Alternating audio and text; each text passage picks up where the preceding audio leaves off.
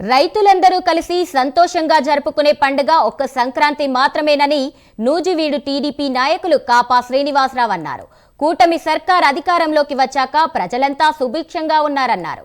గత వైసీపీ ప్రభుత్వం రైతులను విస్మరించిందని కాపా శ్రీనివాసరావు మండిపడ్డారు. ఏపీలో సంస్కృతి సంప్రదాయాలకు పెద్దపీట వేస్తున్నామంటున్న కాపా శ్రీనివాసరావుతో మా ప్రతినిధి Raj Kumar face to face. పండుగకు సర్వం సిద్ధంగా కనిపిస్తుంది. నిన్నటితో సంక్రాంతి సంబరాలు ప్రారంభమైనటువంటి నేపథ్యంలో పూర్తి స్థాయిలో అటు ఉమ్మడి కృష్ణా జిల్లాతో పాటు ఏలూరు జిల్లా, ప్రత్యేకంగా గోదావరి జిల్లాలతో పాటు అన్ని ఇక్కడ సంక్రాంతి సంబరాలు అంబరాన్నంటే విధంగా కనపడుతున్నాయి. విజువల్స్ చూడొచ్చు.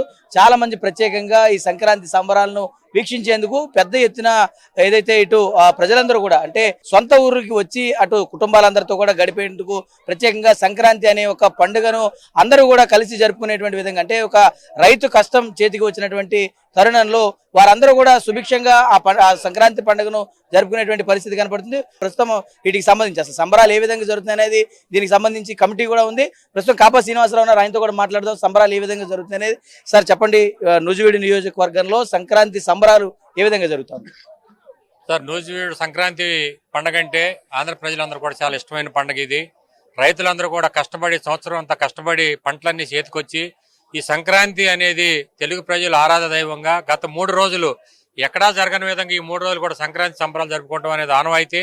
మా నూజివీడు నియోజకవర్గం కొలిసి సారథి గారు మంత్రి గారి ఉన్నటువంటి నూజివీడు నియోజకవర్గం మరి మా ఈరోజు రావుచర్ల గ్రామంలో కమిటీ ఆధ్వర్యంలో 3 రోజులు కూడా సంక్రాంతి సంబరాలు, అట్లాగే ముగ్గుల పోటీలు, మరి ఇక్కడికి వచ్చేటటువంటి రాష్ట్ర నలుమూలల నుంచి కానివ్వండి, అట్లాగే తెలంగాణ, కర్ణాటక, మరి అన్ని రాష్ట్రాల నుంచి కూడా మా ఒక రావుచర్ల గ్రామం రావటం, ఈ రావుచర్ల గ్రామంలో ఈ కోడి పందాలు మరి ఏదైతే చరిత్ర ఉన్న దగ్గర నుంచి కూడా ఈ కోడి పందాలు వేయటం అనేది ఒక ఆనవాయితీ.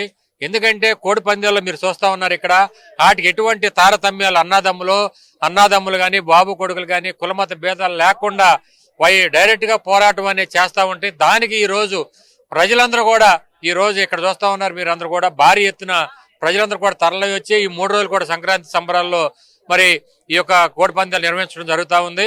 మరి ఇక్కడ కమిటీ ఆధ్వర్యంలో మరి ఈ 3 రోజులు కూడా బ్రహ్మాండంగా ఎటువంటి గొడవలు కానీ ఏమీ లేకుండా చక్కగా సంప్రదాయబద్ధంగా ఈ కోడి పందాలు ఏర్పాటు చేసుకోవడం జరుగుతూ ఉంది. అంటే గడిచిన 5 సంవత్సరాలు అంటే గత ప్రభుత్వంలో ఇలాంటి వాతావరణం కానీ ఇలాంటి పరిస్థితులు కానీ లేవు. ఇప్పుడైతే కూటమి ప్రభుత్వం వచ్చింది, ఇది 2వ సంక్రాంతి, చాలా ఆనందంగా అంటే దూర ప్రాంతాల నుంచి వచ్చేటువంటి వారు కూడా చాలా సంతోషాలతో వస్తూ ఉన్నారు. మనం చూడొచ్చు టోల్ గేట్స్ కానీ రోడ్లన్నీ కూడా జామ్ అయినటువంటి పరిస్థితి. దాదాపు 30 నుంచి 40 లక్షల మంది ఆంధ్రాకు చేరుకున్నారంటే ఏ విధంగా కూటమి ప్రభుత్వం వచ్చినటువంటి తర్వాత ఈ విధమైనటువంటి భరోసా ఏ విధంగా కల్పిస్తున్నారు?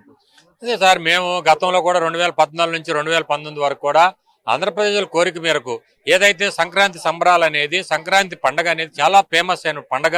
ఇది 3 రోజులు భారతదేశంలో 3 రోజులు జరుపుకునే ఏకైక పండుగ ఈ సంక్రాంతి ఫెస్టివల్. ఈ ఫెస్టివల్ ని మరి గతంలో కూడా మేము 2014 నుంచి 19 వరకు కూడా చక్కగా భారీగా నిర్వహించాం. అందరూ మెప్పించే విధంగా, అందరూ నచ్చిన విధంగా ఈ కోడి పందాలు పార్టీ చేయడం జరుగుతూ ఉంది.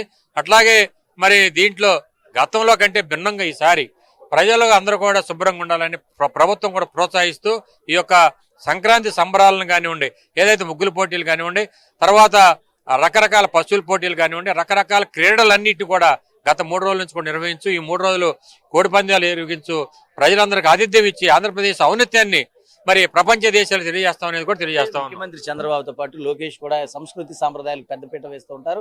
ఇలాంటి కార్యక్రమాలని ముందుకు తీసుకెళ్లడంలో కూటమి ప్రభుత్వం కూడా ఒక ముందడుగు వేస్తూ ఉంటుంది. ఎందుకంటే రేపు రాబోయే జనరేషన్స్ కి ఇలాంటివన్నీ కూడా తెలియజేయాల్సినటువంటి అవసరం ఉంటుంది. కాబట్టి ఎట్లా చెప్తారు సార్? గతంలో ఎప్పుడూ కూడా పల్లెటూరులో చాలా రకాలటువంటి పోటీలు, చాలా రకాలైన క్రీడలన్నీ కూడా మసకబారిపోయే టైంలో ఈ రోజు కూటమి ప్రభుత్వం వచ్చిన తర్వాత ఏదైతే గౌరవ ముఖ్యమంత్రి గారు, గౌరవ పవన్ కళ్యాణ్ గారు, డిప్యూటీ సీఎం గారు, అట్లాగే గౌరవ మా నిన్న మీరు చూస్తా ఉన్నారు నారావారిపల్లిలో కూడా చంద్రబాబు గారు, లోకేష్ గారు కూడా ఈ సంక్రాంతి సంబరాలని గతంలో ఎప్పుడూ లేని దానికి భిన్నంగా ఈ రోజు ఆయన స్వగ్రామం అయినటువంటి నారావారిపల్లిలోకి వెళ్లి కుటుంబ సమేతంగా ఈ రోజు అందరూ కూడా ఈ సంక్రాంతి సంబరాల్లో పాల్గొనడం జరుగుతూ ఉంది. మేము కూడా మా గ్రామాల్లో ఎక్కడి నుంచి ఇక్కడ ఎన్ఆర్ఐ నుంచి కూడా వచ్చారు, ఎన్ఆర్ఐలు వచ్చారు, అట్లాగే అవుట్ ఆఫ్ రాష్ట్రాల నుంచి వచ్చారు. మరి అందరం కూడా చక్కగా ఈ పల్లెటూరులో ఉన్నటువంటి క్రీడలన్నింటినీ కూడా ఈ 4-3 రోజులు కూడా చక్కగా నిర్వహించుకుంటూ మరి పల్లెటూరులో ఈ యొక్క వాతావరణాన్ని పండగలాగా నిర్వహించుకుంటాం అనేది మేము అందరం కూడా మరి రాష్ట్ర ప్రభుత్వానికి, కూటమి ప్రభుత్వానికి ముఖ్యంగా ధన్యవాదాలు తెలియజేస్తా ఉన్నాం. అయితే ఇది మొత్తానికి ఏదైతే కూటమి ప్రభుత్వ అధికారంలోకి వచ్చినటువంటి తర్వాత ఇది రెండవ సంక్రాంతి చాలా అత్యంత వైభవంగా కూడా జరుగుతుంది. ఏదైతే గత అనాది కాలం నుంచి చూస్తున్నటువంటి సంస్కృతి సాంప్రదాయాలను ముందుకు తీసుకెళ్లడంలో మన వంతు కూడా కృషి చేయాల్సిన అవసరం ఉంది. అదేవిధంగా కూటమి ప్రభుత్వం కూడా దానికి అనుగుణంగా ముందుకు అడుగు వేస్తున్నట్టు కూడా కాపా శ్రీనివాసరావు చెప్తున్న పరిస్థితి. ఇది ఉన్నటువంటి తాజా పరిస్థితి. కెమెరా పర్సన్ రామకృష్ణతో రాజ్ కుమార్, ప్రైమ్9 న్యూస్, నూజివీడు.